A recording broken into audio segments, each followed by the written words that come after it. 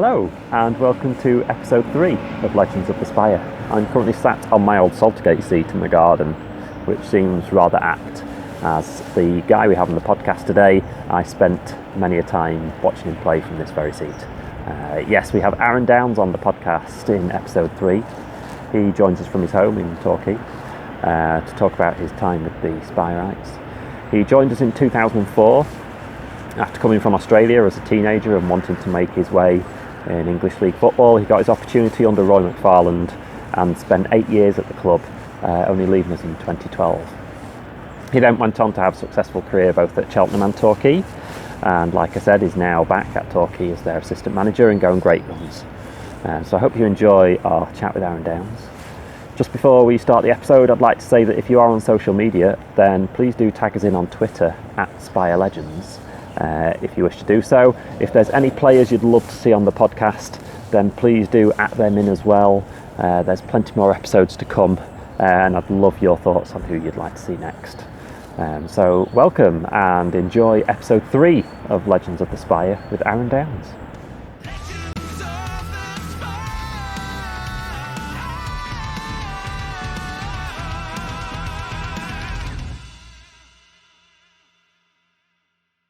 So thanks for joining us on the podcast, Aaron.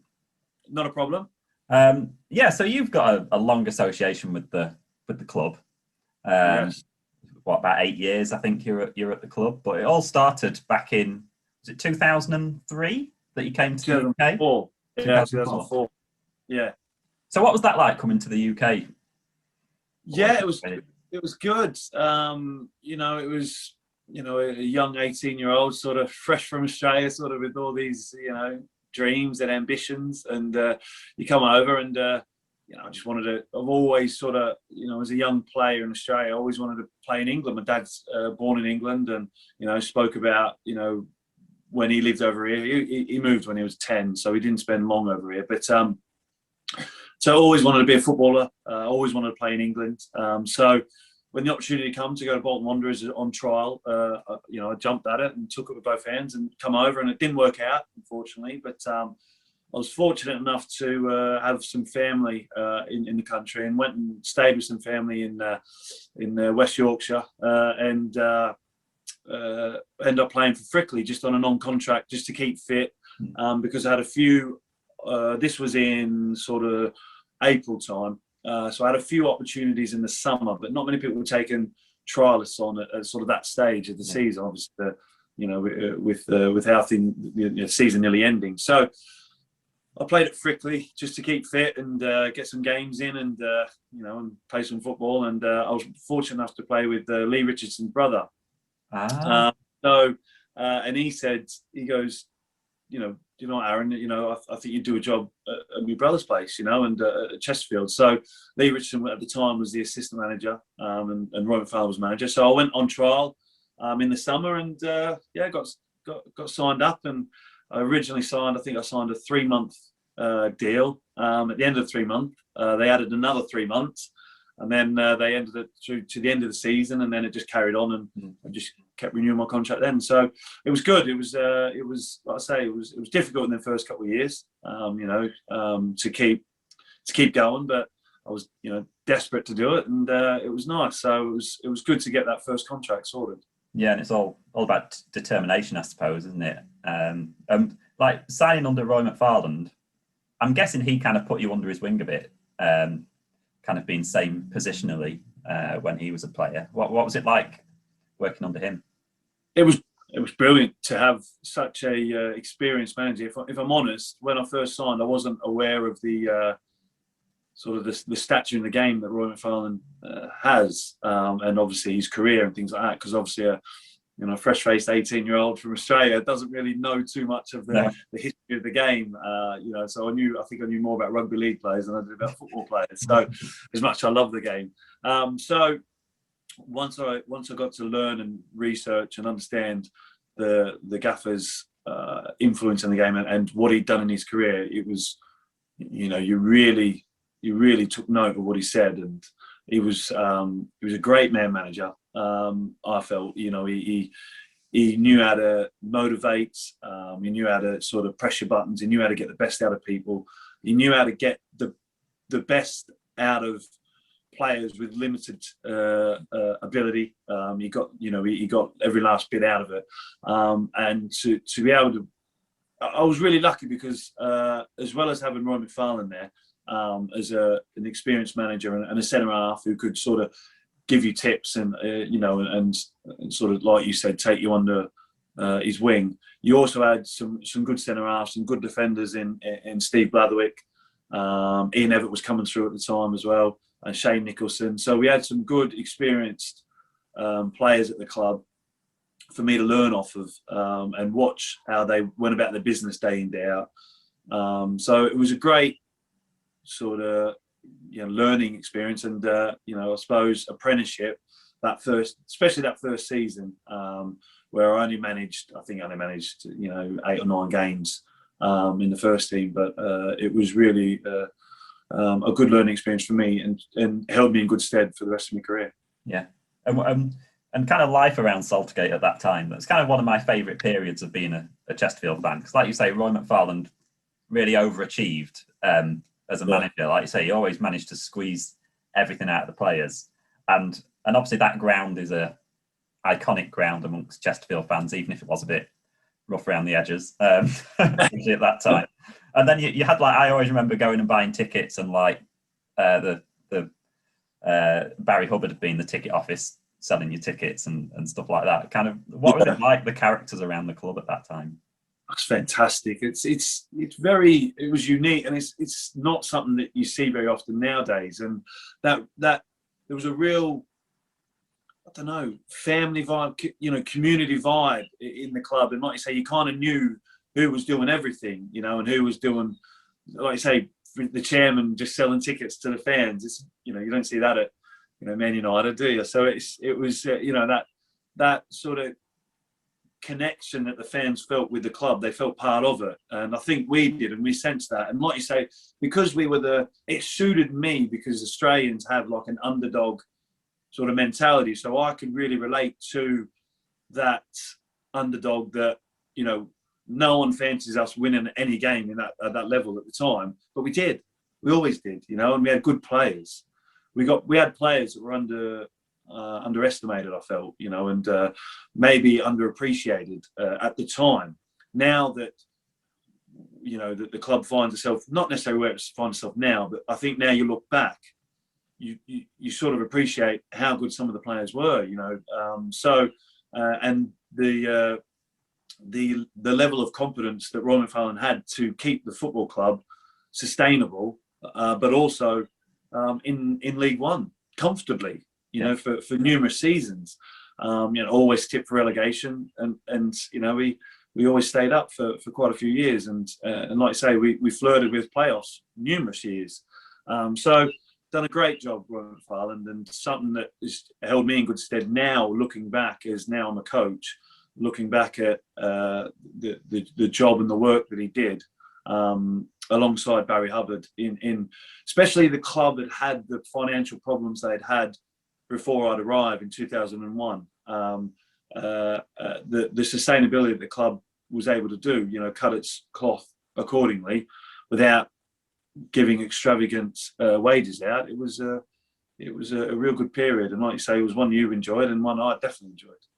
Yeah, and there was some really fun players at that time as well. But I remember he was had a good knack of pulling out a loan signing, or pulling a player out of the hat that no one had heard of. Like everyone, since the start of the podcast, everyone wants me to talk to like Chaman Toya, and then there's people like Jamie O'Hara came in on loan. There's your Jamie McMaster. Remember when he came in on loan? But there was some really good players that signed throughout that period, wasn't there? Some real surprises. Absolutely, and I think that goes to show the contacts that Roy McFarlane had. He knew a player, could see a player, but also he could speak to numerous people in the game because of the career he had as a manager, but also as a player. He had numerous contacts that he could ring up and go, "We're after, a left winger," and all of a sudden Kevin Hurst would arrive, or so you could get good quality players in, and he could wheel and deal really well. He could call in favours when needed.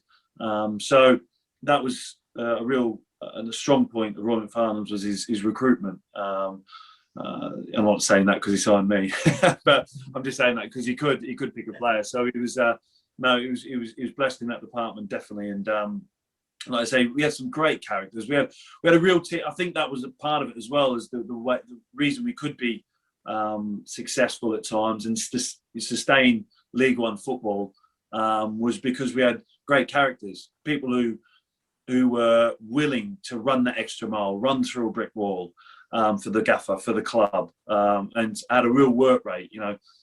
Unassuming people like Derek Niven who would cover 13, 14 kilometres in a game. He might give the ball away a few times, but he'd definitely win it back and tackle, and he knew his role in the team. And people like that, because they and then if you did get the odd flair player like Chairman Toyer in or Paul Hall in, it was a good balance that you had in the group, and all the players got on well. We had a good age range as well, from experienced players like Blathers and Shinner, and all the way down through to people like myself, like 19, 20, 21-year-olds coming through. So it was a good group of players and a fun time to be playing football. I really enjoyed it. Yeah, and what kind of, so when you first joined us, what kind of personality was that squad? Because we were talking to Dwayne Mattis in one of the previous episodes, and he was saying that like the championship winning team was quite a quiet squad, and that sometimes you get real bantery type squads, and sometimes they're a bit quieter. So thinking back to those Saltergate days, what kind of personality was that squad? Wasn't quiet, that's for sure. It wasn't quiet. Like I say, I think we were lucky that we had probably 5 or 6, 7 or 8 players, all around 24 to 20 years old. So we were real pals, and then we also had the experienced boys who had been there, done it, and they'd set good examples. They were good pros, so they'd set good examples for us. So we never took the mick. We never messed about in training. Training was serious. Training was hard. Training was brilliant because you don't see it anymore. And it's not me being a dinosaur and me going, oh, back in my day. It was, but you'd have an argument or a fight once a month, guaranteed, because it was so competitive. People were desperate to win, and that's what Roy McFarland instilled in you. He needed winners because he was a winner. He wouldn't hack it if you weren't winning. But at the same time, we had the professionalism to walk off the training ground and then put your arm around someone and go, we're all right, aren't we? And they go, yeah, of course, mate. Yeah, it's just, I wanted to win, you want to win.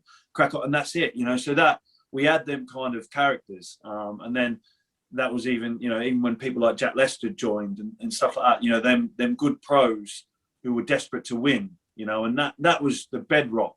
That competitive spirit was always there. But, we had some real good entertainers like Paul Hall, he was brilliant in the change room, such a laugh, and would always get can make light moment out of the heaviest defeat. He'd bring the group back around. So people like characters like that we had was so important. Like Dwayne was saying, it was a bit more of a quieter group. The championship winning team when we won League Two.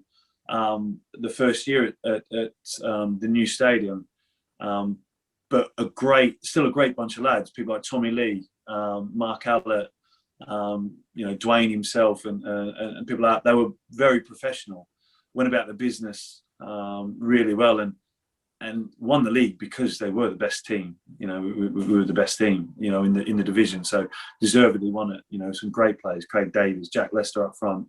And Danny Whitaker, so it was a good side. So then kind of, I think it was probably the third season you were at Chesterfield that you became properly established in the team.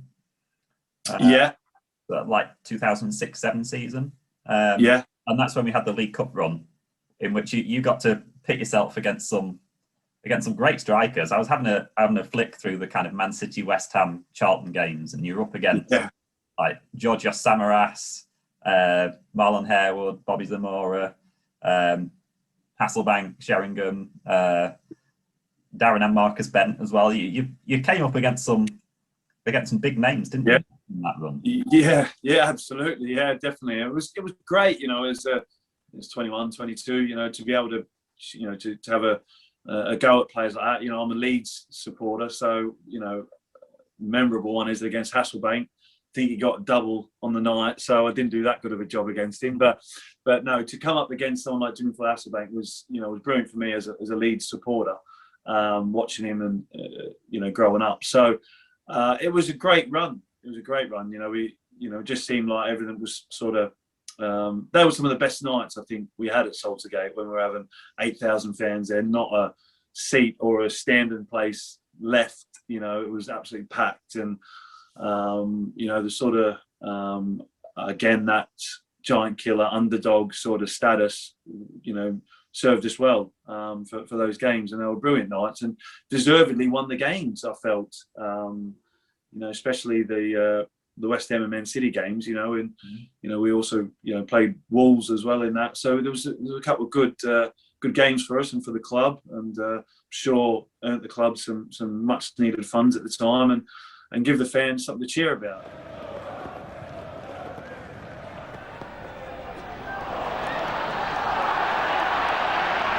Well, he's done really well here to get into the box and to hang up a cross away by Rayner. Oh, what a strike! What a wonderful strike from Derek Niven! That is a fabulous goal of what is turning into a fabulous night for Chesterfield Football Club. You won't see a purer hit of the football anywhere, anytime.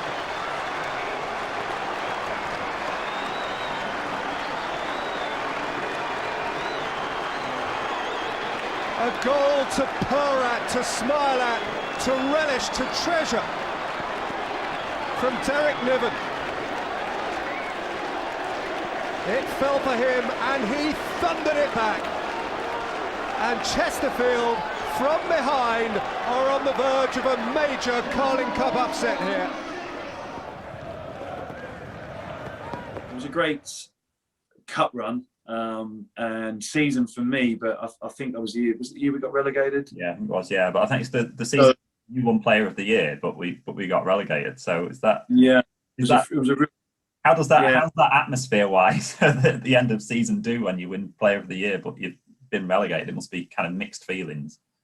Yeah, I am a sort of by nature quite a team player, so everyone likes personal accolades, and you do, but you do feel really guilty. You feel terrible. You feel horrible that the club's gone through a relegation, and it was mixed emotions really, but more so it was quite frustrating and annoying that we'd sort of felt we'd let the club down a bit. So it was tough. It was not a great year, and I remember it clear as day. Bradford City at home, we'd won the game and got relegated. So it was like, it was really a horrible, somber atmosphere. And not funnily enough, Bradford got relegated at the same time. And we beat them, and we both got relegated on the day, us and Bradford. So it was a tough atmosphere in that ground that day, that's for sure. So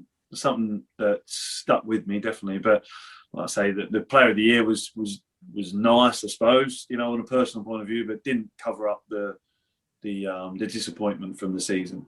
I think a pivotal point was obviously we got a good cup run, and then up till Christmas we were in the playoffs, and then it just really petered off, and unfortunately Roy had lost his job as well. So that was another, real disappointing moment for me. You feel like you're letting a person down, a manager down. So that was someone who believed in me, and so you felt really guilty. You felt really bad. It was horrible. It's tough. Relegation's always tough.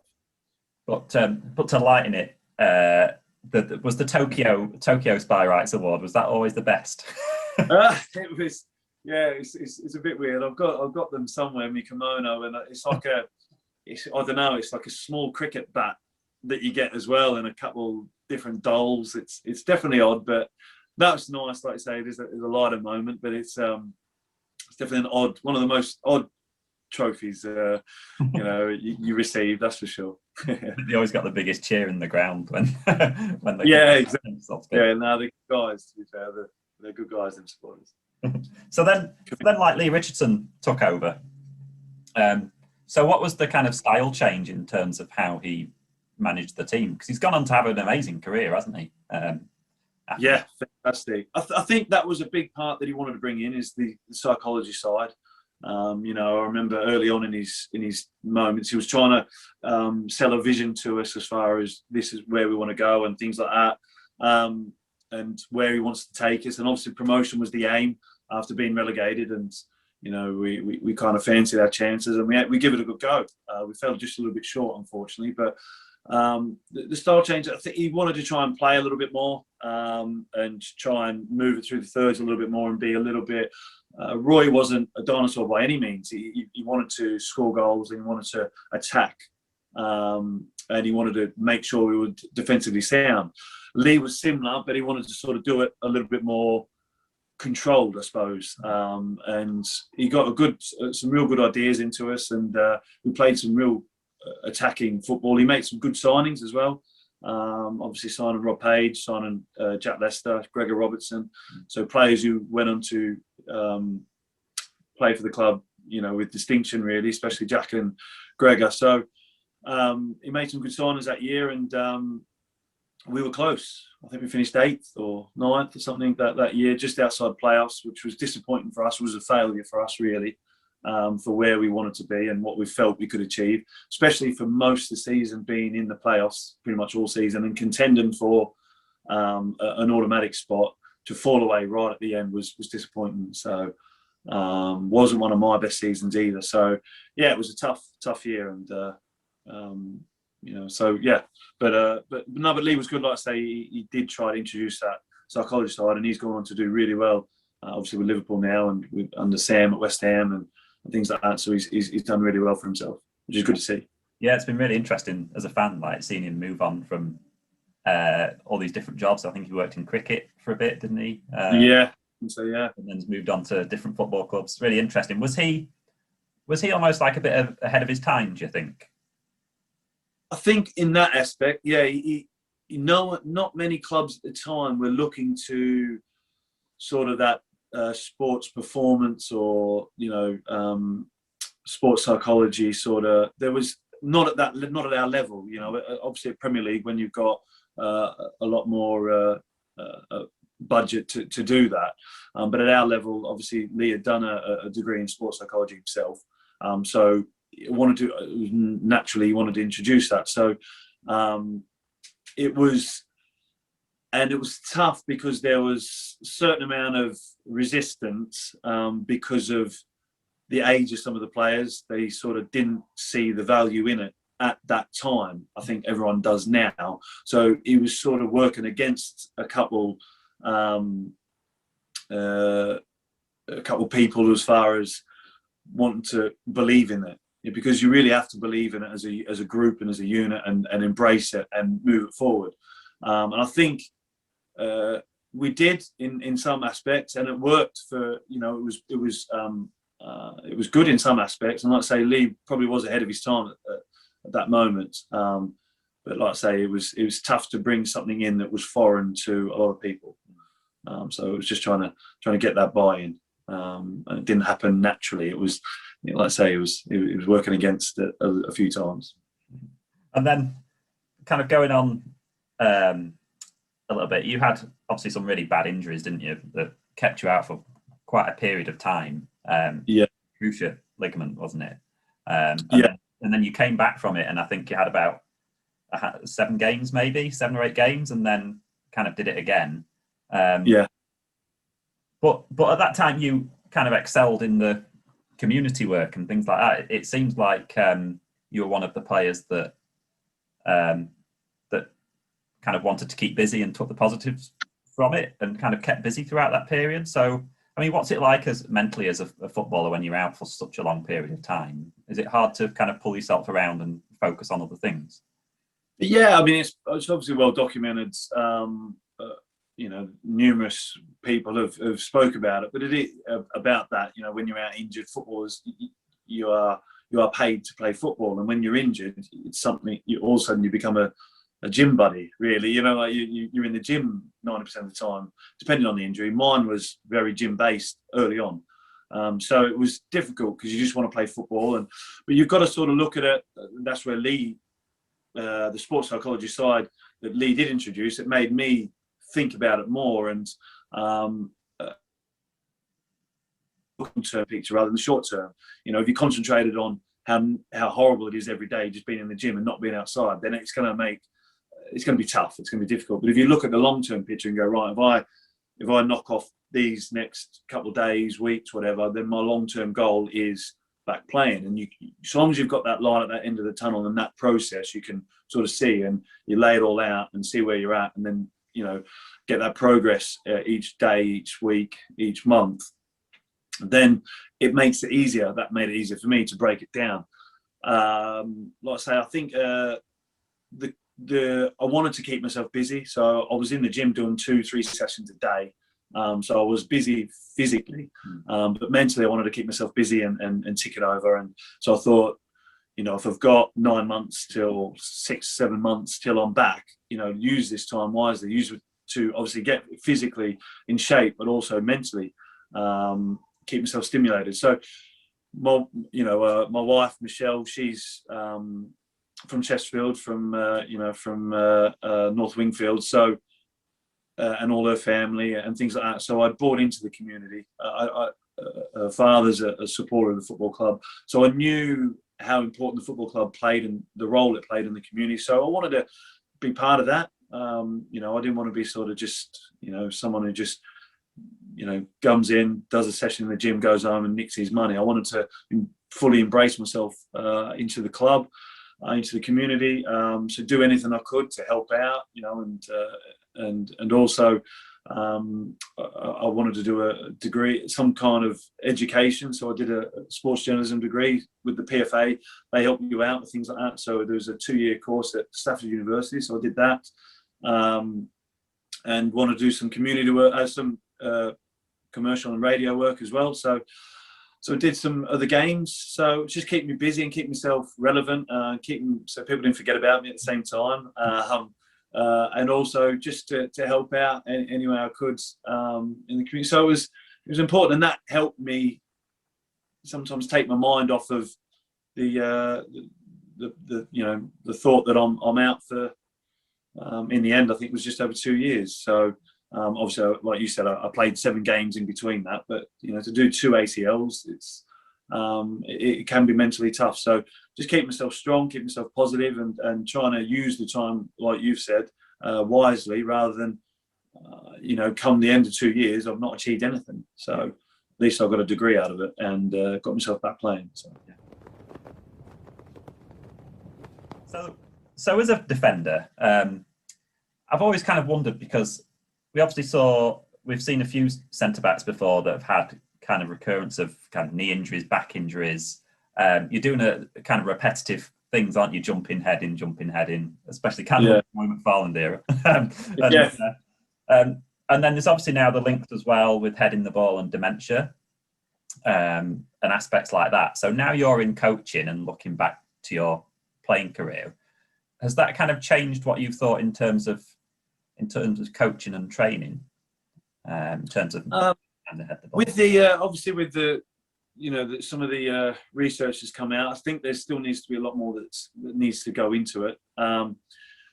It's obviously, it can be a controversial subject. My feelings on it is I'm not an expert, so I don't claim to be, and I'm just a footballer who's been through a 15-year career, and now is in coaching.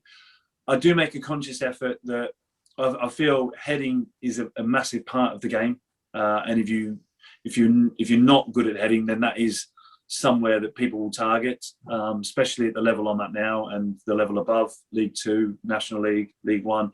So it's a real important part of the game. So I'm not a neuroscientist or anything like that. I don't claim to be. So I don't know the effects that it has on children growing up. But what I am conscious of is that if they ban heading up until a certain age, I do worry that if they ban to, say, 12 years old, so then from 12 to 16, they're going to really condense heading so they'll do a lot more of it in a condensed period. So I worry that could have a detrimental effect in the long term as well, because if you've never headed a ball up until 12, then you're not going to be very good at it like you would be. You wouldn't be as as good as, say, like kicking or striking a ball or passing or touching technique, because heading is a technique. It is part of the game. If we take it away from the game, then the game's going to suffer massively, and it wouldn't be the game that we know now. It'd be very, it'd be very weird, very different. But that's not the subject. So I do worry that people will condense that heading from ages 12 to 16, 17, because by the time you get to 17, 18, if you can't head the ball effectively and aggressively and controlled, then you'll struggle to get into a first team.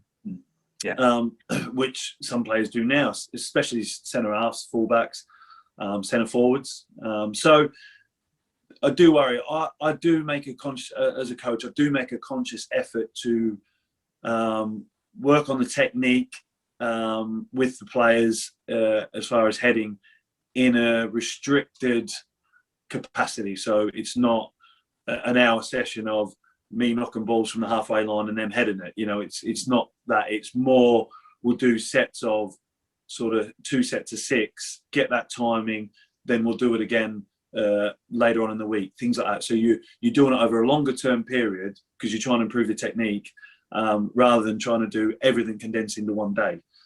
So it's trying to, because it is still an important aspect of the game. So I definitely think my mindset's changed on the way I coach, especially pros, but even with the children, I think over a spread out period it's a lot more safer. But again, that's just my thoughts, not science, anything behind it. So until, I think there needs to be more research done, I think there needs to be more a conscious effort of people to make that information available for coaches, so that they can be doing the right thing, so we can help prevent dementia in long term. I do feel that the balls have changed a lot since some of the ex-footballers that have got dementia now, unfortunately, are suffering with that now. I think the balls have changed. They've gotten a little bit lighter, they're not as heavy, they don't retain the water like they used to. So I do feel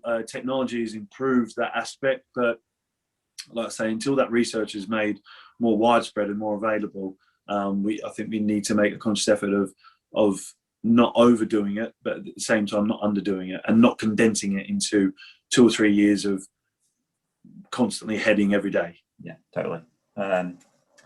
So then, like that change from Saltergate to B2Net, as it was then called.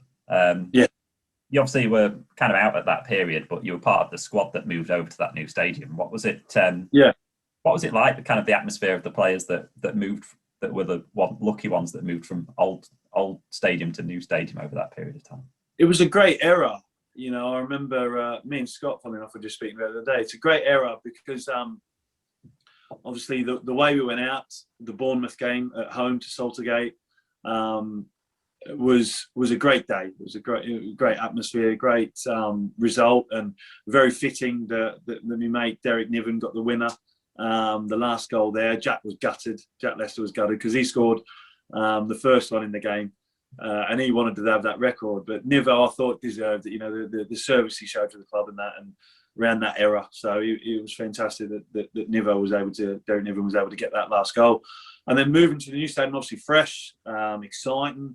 A good team, a good manager, a really exciting period for the football club, and that you could sense it. It was such a great season because we were, like I said, the best team in the league, and just felt like we won every week.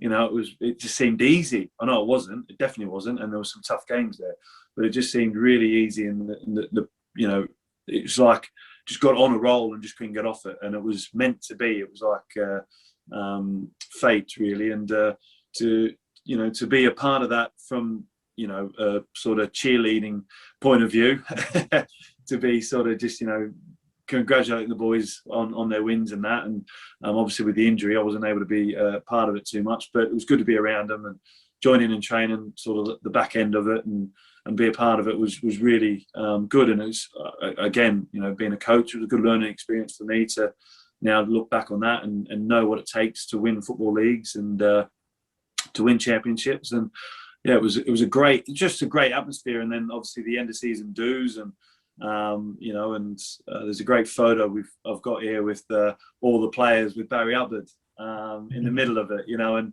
obviously with what happened a couple of years ago, it's a great moment and memory that I've got of how it was great that Barry was part of that, because he'd suffered some dark moments with the football club, and that was one of his brightest. So it's great that the chairman was able to be part of that. Yeah, totally. It was just an incredible season. Like you say, everyone just went to the ground expecting to win every week, and most weeks. Yeah. It was just... The results were crazy, even like, Crew 5-5 and things like that. We never knew we'll beat. It was a great mental strength, and the manager was brilliant. John Sheridan was a very good manager and got the best out of the players and, motivated them well. So it was good. Yeah. And then the season after that was kind of the season that you left, wasn't it? You ended up going on. Did you go on loan to Bristol Rovers? Yeah, I got back fit. Worked over the whole summer. Jamie Hewitt was brilliant, and we worked really hard over the summer and got back. And it was always going to be a sort of transitional moment for me from being out for 2 years. I was always going to take a little bit of time to find my feet, and we'd moved up in the league. So I got myself a few games in the team. I think I got 13, 14 games in the team. And then I could sense the club and the manager moving a different way, which is fine, which is football. And I knew my time was numbered there.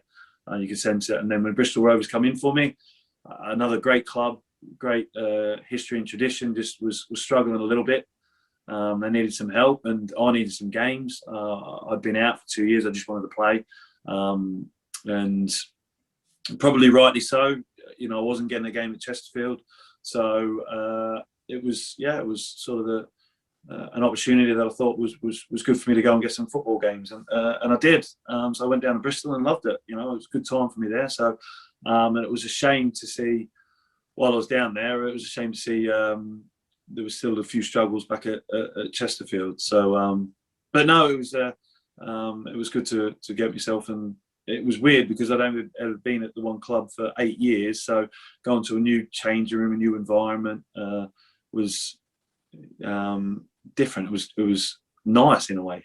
Yeah. Was it quite invigorating? Because I think you won. Yeah. You win Player of the Month in like your first month there, I think. I think so. Yeah. I mean, you pulled out stuff. Oh yeah, I think I might have done. Yeah, I might have done. So no, it was good. It was a new lease of life, and sometimes you need to do that, and you can. Not that it's anybody's fault, but sometimes you can be taken for granted when you're at a club for so long, and so you might set standards that you might not be able to keep to all the time. And I did struggle when I come back from injury, just trying to find some form, because I've been out so long. So finding my feet was difficult, and obviously we've gone up a level that I wasn't quite used to at that time. So it was probably the right moment for me to move on. Yeah, and then you ended up moving to Torquay, didn't you? It's a long old way, isn't it, from Chesterfield to Torquay? So it was just like the upheaval as a human, from having to. You can't really commute, can you, to Torquay? So what's the upheaval like as a person moving to a completely different place? My kind of character doesn't bother me. I mean, we drive 4 hours for a pint of milk in Australia, so it's a big open country in Australia. It doesn't bother me the travel and things like that. It was more so my wife, and I'm so glad she's such supportive of my career, and and she knew coming from Australia that it was all I wanted to do and all I wanted to be. So the opportunity arose. They'd been in the playoffs the year before, the 2 years previous, and had a good team and a good side, and they were centre half short, and got the opportunity to go. So spoke to Michelle, and we had a good chat, and I think she was ready for a change as well. She'd been at the football club at Chesterfield for 13 years, longer than me. So I think she also was ready for a new venture and something different. So off we went, and it was great. You know, we only signed a year contract, so let's just go see how we go. So, you know, go another year and see how we go. And if it doesn't work out, we come back and, you know, go from there. So we didn't sell the house. We rented it out and went down and just rented the place down there for a year, and it worked out well. You know, we had a good year down there, and ended up staying for another 2 years after that. And we loved it down in Torquay. It's a beautiful part of the world. You know, it's, you know, beaches and long dog walks, and, you know, they've got the Dartmoor National Park, and, you know, so it was a great time for me and Shell to go and, like you said, start something new, start afresh. And, you know, there's no sort of prejudgment or anything like that. You go in there and, you know, you can reinvent yourself, I suppose. And it was really good. It was really invigorating, is the word you said. And it was good. I really enjoyed it. And this kind of, it's always the match that the fans look out for and hope that it's on bank holiday away at Torquay. Yeah, all the bank holiday. Bank holiday. There's a much worse places you could end up, weren't there, than Torquay? Oh, absolutely. I remember the first day I joined, I knew one of the players already who I'd been at Bristol Rovers with, and he says, let's go get some lunch like, after training. I think it was my first or second day, and we went to this this restaurant that had like a balcony that overlooked the harbour, and it was about 26, 27 degrees, sun beating down. We're sitting there having lunch, overlooking these yachts and harbors, and I thought, dear, oh, mate, we've landed on our feet here, haven't we? So yeah, it's, like I say, it's definitely some worse places to have moved to. So no, I really enjoyed it, and it was sad leaving Chesterfield, I must admit, you know, because 8 years at the club, you know, that's when in your head you're thinking, can I get the 10 years? Can I get a testimonial in? Can I look to be, you know, get a few more games under my belt for that club, because you know you wanted to reach sort of 200-300 appearances rather than not. The injuries hampered me, so it was a shame to leave. But you know, looking back now, I feel it was probably the right time to move on. Yeah, and then if we move on to the other club where you had success after leaving Chesterfield with Cheltenham, you kind of absolutely smashed the league that year, didn't you? At Yeah. Cheltenham? So, I mean, was that probably your best season, your favourite season as a pro? Yeah, it's tinged with a little bit of. It definitely is.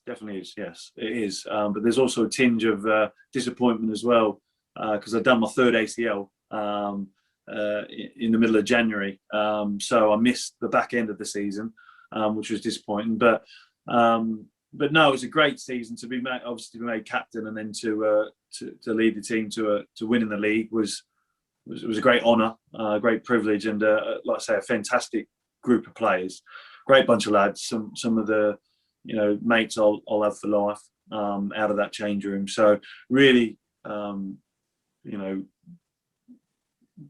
privileged, happy to have been part of that. And grateful to have them players around me, and the manager at the time was also, you know, fantastic, best manager I've played under. So that was great to be a part of, and yeah, really enjoyed it. It was just, again, it was very similar to when won the league at Chesterfield. It's every week we won. We just, you know, we just never seemed to lose games, and I think we went on a club record 22 league games unbeaten. You know, which record still stands now. So it was a fantastic achievement from all of us. So yeah, really enjoyable, and to lift the trophy at the end of the season as captain is a great honour. So it was a good moment. And kind of instead of just saying really good players, what's the recipe that you need for winning a league? You know, is there little secrets of success to get that achievement? Yes, yeah, there is. You know, there's a classic saying, you know, success leaves crumbs. You know, and you know, so when you are successful, you pick up things that, oh, that's worked. So there's a few things that we have, but I think one of the most important things is obviously the way you play, the kind of players you've got in, play the best way to them players, but the way you play is important, and your sort of end goal, what you want to achieve out of a football match is really important. But probably the biggest thing you need is ingredient you need is the characters in the change room. You need players who are desperate to win something. You don't want players who are coming in just to pick up a wage. So you need someone you need players, a collective group of players that are desperate to win something. They're desperate to improve. They're desperate to win football matches and willing to put everything out there to do it. So that effort, that buy-in is so important, and that promotes team spirit. So, winning football matches promotes team spirit, but at the same time, you need them characters and you need that spirit to stay alive when you are up against it, because no winning championship team has it easy the whole way through. It's hard for 90% of the time, and that 10% is that last final bit where it just seems automatic. You go out, you win a football match, the last 4 or 5 games, and you're over the line, and it's done. But leading up to that, there is blood, sweat, tears. There's changing room conversations, that need to take place. There's when you're 2-0 down at half time, you need to come back and win 3-2. You're 1-0 down 5 minutes to go. You need to go and nick a draw or something. That character needs to be there, that belief, that determination. So all that ingredients needs to be there within the players, but it needs to be promoted from the top down. So the manager needs to have it, the assistant needs to have it. Then your experienced players need to embed that in the younger players, and the younger players need to be desperate to not let anybody down and be part of that and embrace that challenge, because it is a challenge, and it is mentally a difficult 9 months. But once you've had it and once you've won a league, it's so contagious. It's so you want more. You want more. You're not satisfied with just the one, so you need to get more and more. And that's and so it's so you're desperate to keep getting it. So once you get a few people in your team that have got that, you realise it's very much worth it. Yeah, and you were kind of talking about it being contagious, and having a wife that's worked at a football club. You definitely notice the change in everywhere else as well, don't you? When you have a successful team that's got that, just seems to have that something about it. You kind of notice that in the people working in the shop and the people at the ticket office and the fans and everyone else as well, don't you? Oh, absolutely. I mean, the year we won the league, the club, was so successful off the pitch. With the club shop, and obviously I knew directly how well that was doing because of my wife Shell. But the conference and banqueting, obviously everything with the new stadium helps. But when you're winning football teams, people want to buy the shirt, people want to buy the badge, people want to come and have a meal, people want to spend more time at the club. They want to get there early and have a pie and a pint, or a pie and a soft drink, or whatever. They want to come and be a part of it. And you get, all of a sudden, instead of you getting 5,000-6,000, you're getting 10,000. So it's everyone. Everyone wants to be part of success and say they were there when they won the league, or they were there for every game they won the division. And you get your diehard, which are so important, and they're the bedrock of your football club. But then you get the few that'll go along to have that sort of success, which is fine, which is not a problem. And so everything is so much happier when you're winning football matches, and it's about being patient when you're not winning at the same time, because you can't come home and kick the cat or whatever, and throw your toys out the pram every time you lose a football match, because you're going to lose football matches. It's part of the industry. So it's trying to stay on an even keel, but you do have to enjoy the good times. Yeah. You can't. People say stay, on an even keel. You do, but when you are winning football matches, you still have to embrace it and enjoy it, because you do realise the tough times are going to come around the corner soon. So you've got to try and enjoy it while they're there.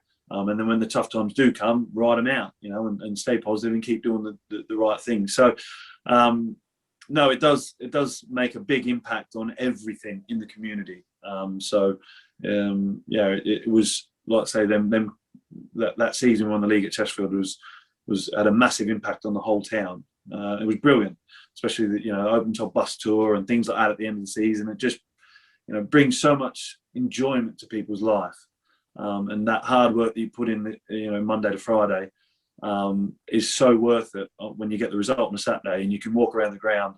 Maybe not at the minute, unfortunately, but you can walk around the ground and clap them and sort of walk out with your chest pumped out and shoulders back and with a bit of pride and go, I'm glad they've seen the effort we've put in and I've made them go, I'm happy, and that's the most important thing.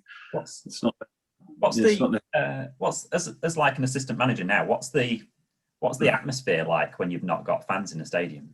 I always wondered, does it make away games any easier, or does it make home games any harder? I don't think it's made it. You don't have the like say the ferocious away games, the crowds getting on top of you, things like that. From a coaching and tactical point of view, it's made it a little bit easier because you can get your information across to the players, so you can change things in game easier. Although everyone can hear what you're saying at the same time, so they kind of know. But you can make little tweaks. You can encourage easier, and you can give information clearer. So that has helped as far as that's concerned. And you can hear what players are saying more, so you can hear whether they're giving information, what information they are giving. So things like that you can take away from it. So to help improve the players off the pitch later, and you can say, well, that was great talking there. I could really hear it. For instance, the goalkeeper, he kept the line high, well done. Or the defenders are organising and things like that, or whatever. So there's that aspect from a coaching point of view has made it better. I wouldn't say better, but easier. It's what we have to constantly remind people is that although you might be alone in the stadium, every game's getting streamed now. So there's still 2,000, 3,000, 4,000 people watching you. So you're not there and no one's going to, not know. If you've made a good run and scored a goal, there's still, 3,000 people in their front room jumping up and down, going silly, So it does matter. So we have to keep reminding people that you're not alone, even though you are no fans out there. There's still a lot of fans watching the game and really, hanging on an edge for whatever the result is. So it is important. So I think that helped. And I think people have gotten used to it now. It's been 6 months. We were fortunate enough that we were in Tier 2, Torquay and Devon, throughout the sort of semi coming out of lockdown. And then we obviously went back into it. So we were able to have three home games with supporters. And that was brilliant. We had some great games and some great atmosphere back in the ground. So we just really look forward to it all coming back. But it's not made it any difficult going away from home or at home. I think teams tactically still do subconsciously set up a little bit different, especially we're top of the league at the minute. So teams will naturally sit in a little bit deeper and try and, force us to break them down at our place at home. So they do set up a little bit. Whereas when we go away from home, we find they're a little bit more freer and open, which has benefited us. And there's more away victories than ever before in all the leagues, in all the divisions. And that, I think that coincides with the freedom that teams have, whether they're home or away. They're not as cagey, I suppose, but there still is an aspect of that. So yeah, it's not a big difference, but the biggest one is, like I say, from a coaching point of view, it does make it a little bit easier at times. A place to hide. Yeah. True. So we're kind of coming to the end now. So it was interesting because obviously you did the sports media course, so everyone kind of expected you to be, especially after doing bits of co-commentary and stuff, you kind of moving into the media, and then you've ended up kind of doing coaching and then becoming an assistant manager. So have you kind of consciously thought about what the next step of your career is, or are you kind of just happy just to see where it goes? It's very difficult to plan long-term a coach's career. I think if you start focusing too far in the future, you maybe lose sight of the present. I did the sports journalism degree because I needed to do something at the time. My very good friend Barry Roach had just done it, and he recommended it. So I thought, yeah, I'll jump on that, and it gives you something to do, and it gives you a real insight into the media and what they're looking to do, what angles they're trying to come at you with, So as far as interviewing questions as a assistant or as a manager or as a coach or whatever, then it does give you a little bit of a added edge to it, because you kind of know where they're coming from and what they're trying to get out of you. So sometimes you can just give it them, or sometimes you can go, no, I'm not giving that away, and I'll just keep sort of quite neutral with it. So it does give you an added edge, I suppose, with that, doing that. I was never sure what I wanted to do at that stage. I don't think. I love football. I always want to stay in football. As I progressed in my career, I suppose as a centre half, you sort of naturally think about the game differently, and you really study it. I did, anyways.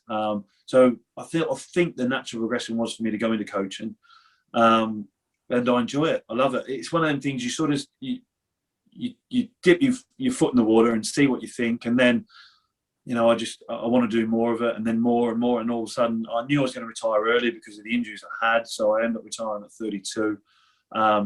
I went on as a player coach role, so I was semi-retired, I suppose, but I was pretty much retired.